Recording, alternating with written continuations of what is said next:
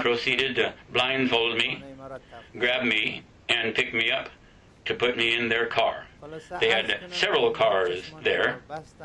Since my eyes were blindfolded,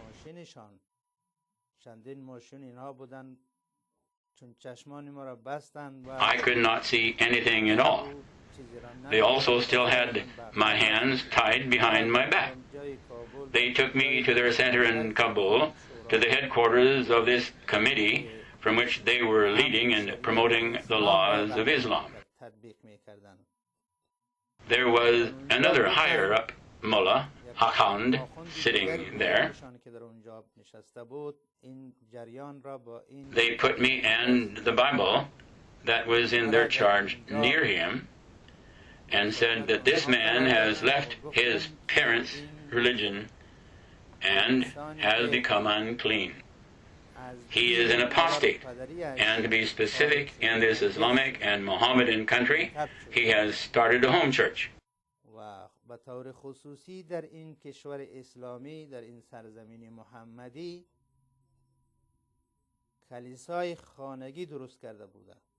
We have proof of finding and seeing this blasphemous book in his house.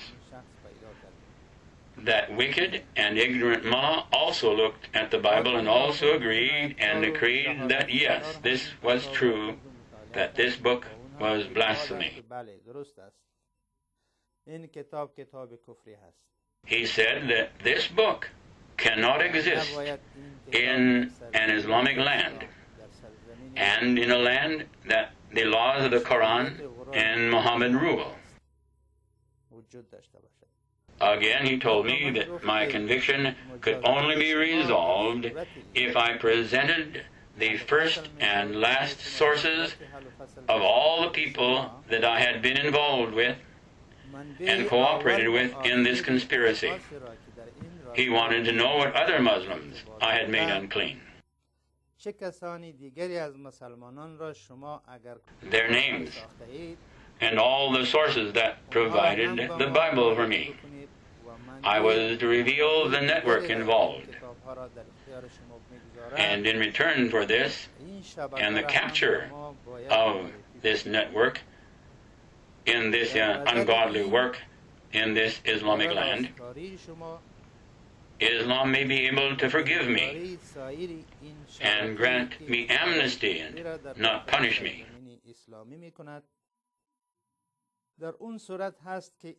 Instead, it would punish the root cause, those who were responsible in bringing Bibles from outside the country into Islamic Afghanistan. I was to reveal that source to them.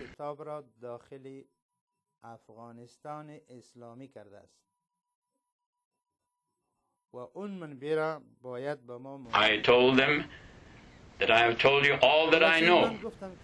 This is the truth. I said, you can kill me if you want to, but I have nothing else to tell you. You can punish me if you want to, but you should know that if you torture me too much, since I have no strength to tolerate too much torture, I probably will lie to you in order to stop you from hurting me. In that case, I probably will give you some names of my friends and neighbors that had absolutely nothing to do with this.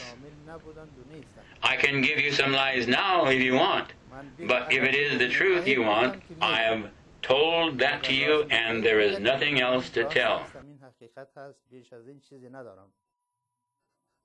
Consequently, they ordered me to be taken away because I was declared an infidel that had sworn to secrecy. They said that they understood this from my testimony and that any Muslim that becomes a Christian is baptized in water. They reasoned that I, a Muslim-born person, was not legally permitted to leave his parents' religion or join another religion, and that this Bible was proof that I had received baptism either here in Afghanistan or outside of the country, and that I had sworn to believe in Christianity.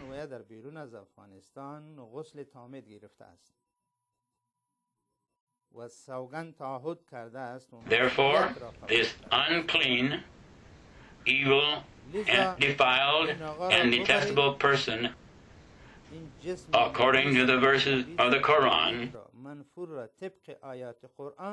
was to be taken and to be tortured little by little, so that I would either reveal the main sources to them and tell them the truth, or until this completely unclean, dirty, defiled, and apostate body be destroyed and killed and be thrown in the desert for the wild animals to eat.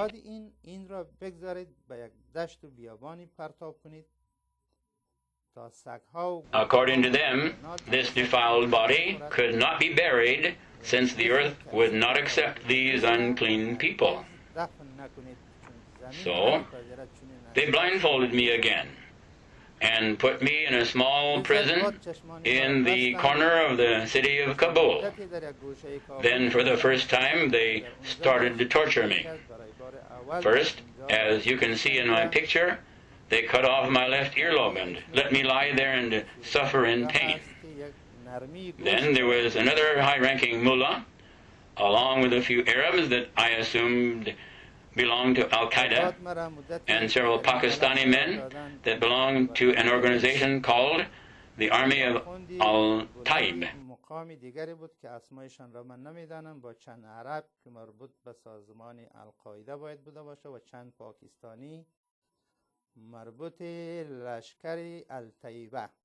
They had come to Afghanistan for jihad. They are the ones that cut my earlobe off, saying that this ear is unclean because it has listened to the blasphemous book, the Bible. So then they poured some acid into my ear. Now you should ask any physician that knows about acid, its properties and the effects of what it will do when it is poured into the ear that is so close to the brain. This acid, which can put a hole in steel. Imagine what it will do in the ear of a person, which is softer and thinner than a flower.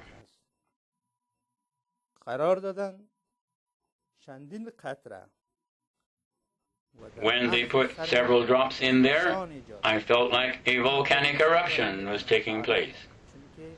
I do not have the words to explain what this is like, as it is not an ordinary feeling. There is nothing like it. I use the term volcanic eruption because I felt like my head was going to blow up. I fell into unconsciousness. Anyway, I spent more than 30 days in this prison. Then they took me to Kandahar, to some mountainous wilderness where they had thousands of other innocent people, women, men, and children from all over Afghanistan, who had been accused of going against the Sharia law in one form or another. They had been arrested by the committee or by Al-Qaeda fighters in the north.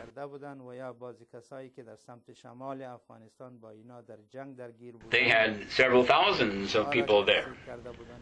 These were people that had been brought in from all over by the Afghani, Pakistani, and Arab Taliban.